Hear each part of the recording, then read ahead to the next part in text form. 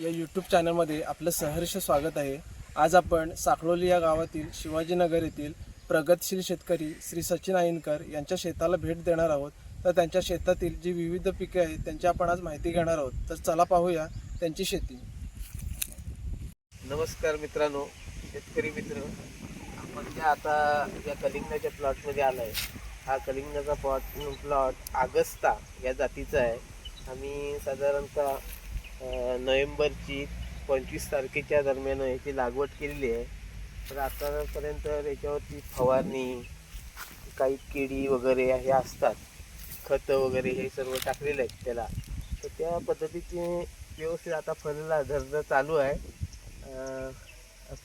फळं चालू झालेली आहेत आतापर्यंत। त्याशिवाय आम्ही त्याला 19-19 त्याच्यावरती केलेली फवारणी 19-19, परंतु परत टॉनिक, त्याच्यानंतर खतं दिलेली आहेत त्याला बरीचशी। त्याच्यानंतर पाण्याचं जे नियोजन आहे ते आम्ही ड्रिपच्या साहाय्यानं केलेलं आहे।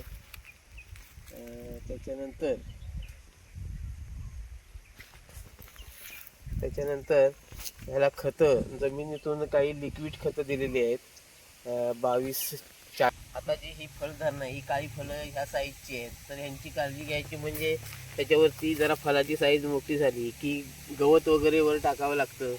त्याच्यानंतर काही छोटी असतात फळं, काही वाकडी वगैरे पण असतात। अशी वाकड्या साईजची जर असतील फळं तर ती काढून टाकावी पण लागतात, काही फळं अशी आहेत।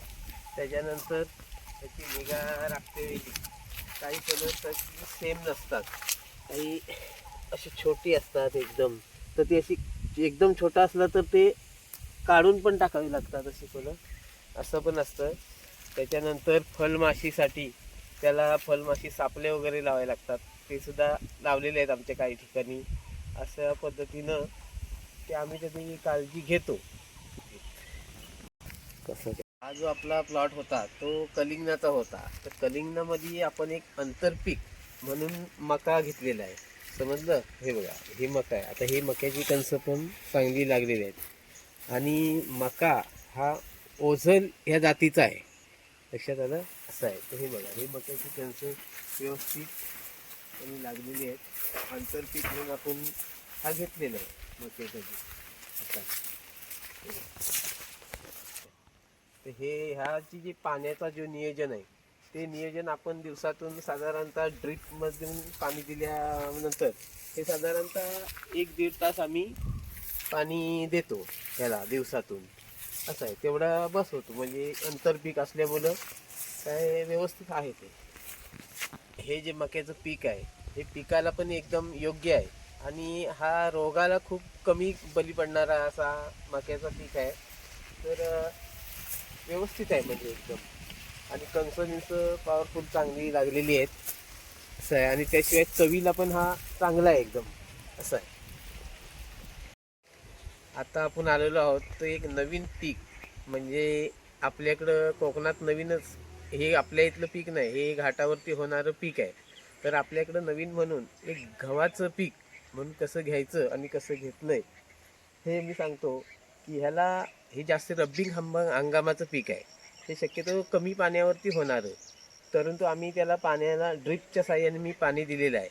आणि अनेक प्रकारे मी असे वेगवेगळे प्रयोग केलेले आहेत, स्ट्रॉबेरी, चिया सीड्स, त्याबरोबर नवीन काहीतरी म्हणून मी यंदा एक गव्हाचं नवीन पीक म्हणून आपल्या इथं घेतलेलं आहे।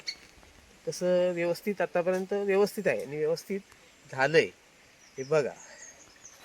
तर हे गव्हाचं जे वाण आहे त्याला म्हणतात, हे वाण म्हणजे श्रीराम 111 ह्या जातीचं नाव आहे, लक्षात आलं? हे मी कोल्हापूरवरून मागवलं आणि तिकडून आलेलं आहे बियाणं।